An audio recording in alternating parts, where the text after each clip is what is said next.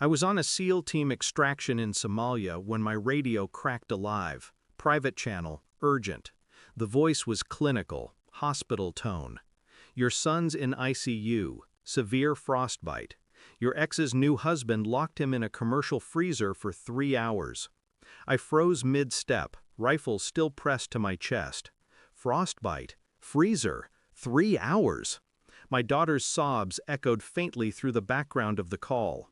My commander caught my expression before I said a word. "Soldier, you have 72 hours personal leave. No questions, just an order." I was on a bird home within 4 hours.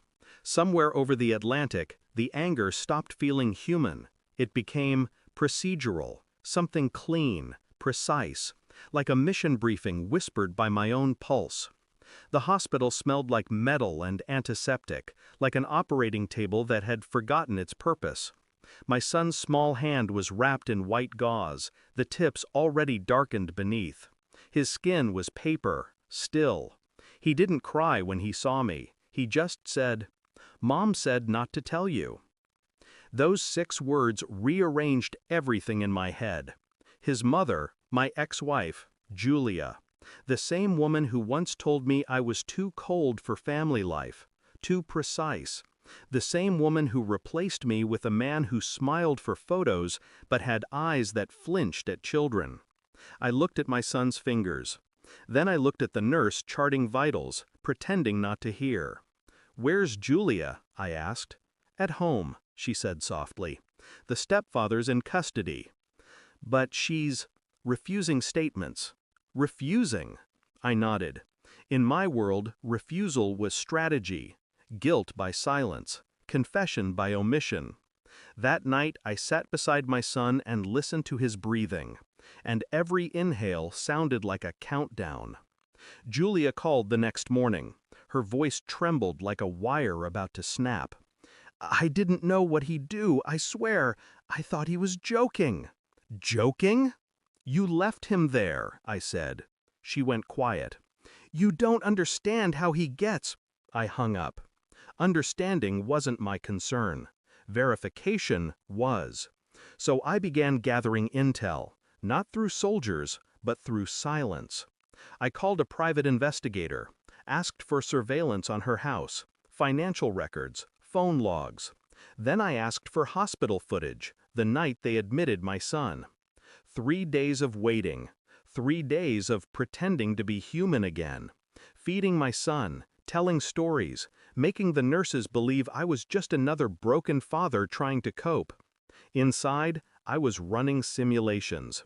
Every variable, every lie, every possible route to the truth. The footage came in first. At 10:43 p.m., Julia arrived at the hospital, alone, calm, her hands clean. At 10:49, she made a phone call from the hallway. At 10:52, she began to cry. Too late. Too perfect. The investigator's final report arrived in a sealed envelope. Her phone records confirmed it. 3 weeks of calls between her and her husband's lawyer. Days before the incident. Discussions about custody, insurance, settlement clauses. They weren't victims of each other. They were co-authors. The plan had been to make me look unfit, to push for sole custody after negligence under my watch. But the freezer wasn't supposed to last that long. It was supposed to scare him, not scar him. I didn't confront her in anger. I requested a meeting. Neutral ground, a small cafe near the courthouse. She wore black, like she was attending her own funeral. "You look tired," she said. I slid the envelope across the table. No words, just evidence. She opened it, her face drained, like blood leaving a wound. How did you?" I leaned forward. "I spent a decade learning how to extract people from hell. You really thought I couldn't pull truth out of you?" She trembled. "Please, I didn't know he'd—" I interrupted. "You knew enough to delete the messages." Silence. Heavy. Final. The custody hearing was scheduled for the next morning. She never showed. Her husband did, handcuffed, head down.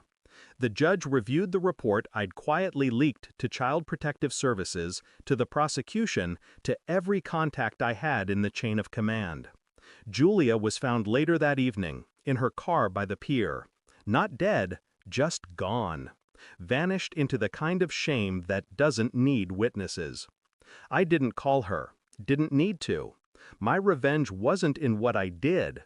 It was in what I let her see before walking away, the look on my face when I realized I didn't need to hate her anymore. Hate is still a connection. I cut that wire clean. My son's fingers healed enough to move again. He asked if I was staying this time. I told him I was. But I knew I wasn't the same man who left for Somalia. That man believed in justice. This one believes in truth and its cost. Julia called once more, weeks later. Unknown number. I let it ring. On the fourth ring, I whispered, 72 hours. The same number I had to save my son. The same number she used to destroy herself. Then I ended the call. Some wars aren't fought with bullets. They're fought in silence. And in that silence, I won. Thanks for watching. Don't forget to like, share, and comment. Subscribe now to Cheating Stories Insight World for more amazing stories.